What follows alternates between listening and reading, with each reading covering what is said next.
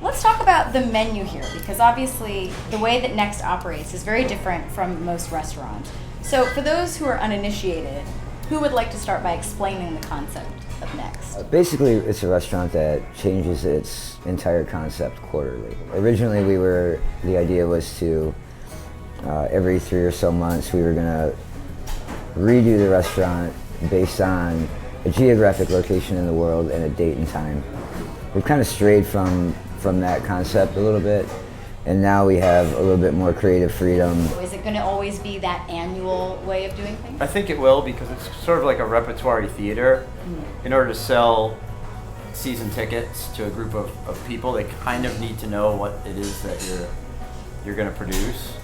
But let it be known that while we have a name for it, we really don't know what we're doing until about a month or two out. And let's talk about that development. So in the beginning, when you decide on the title, how much is fleshed out? And then at what point do you start to say, okay, we need to come up with the menu, and how is it revised and made more concise? We'll let you take that one, Chef. Yeah. For me, I think it usually happens big picture. How do we want it to feel? And more so, how is it going to be different than the previous? How do you filter it down to a menu that not only each component is great, but also where they play off each other?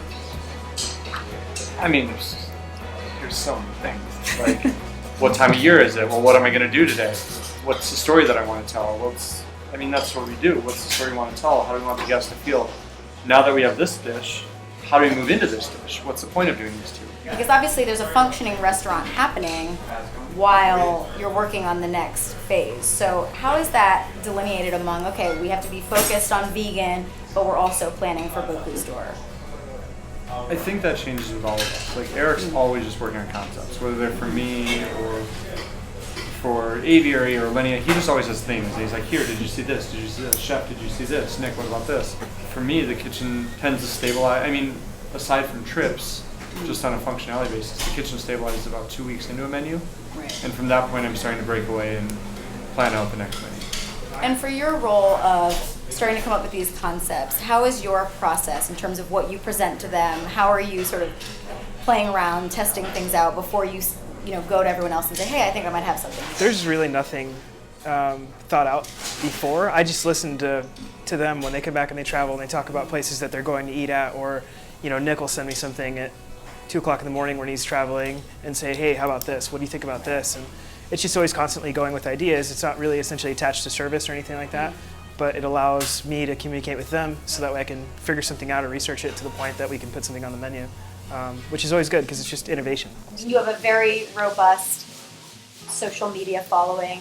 Last time around, you asked people to contribute. Is that something that you liked doing? Is it something that you want to do again, or is it really based on your own travels, your own experiences? Yeah, no, I mean, even when we did that, I kind of put that out there to see what people were interested in, what they would say. And people who have a certain dietary restriction will go, I can't wait for you to do a menu where there's absolutely no mushrooms whatsoever. And it's like, I'm just picking it as an example because I don't want to offend the actual ones.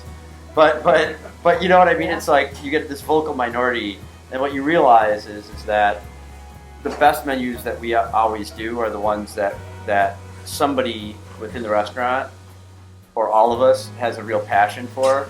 And so as long as you have that passion and you put that forward, as Grant's always good about creating an emotional experience for diners.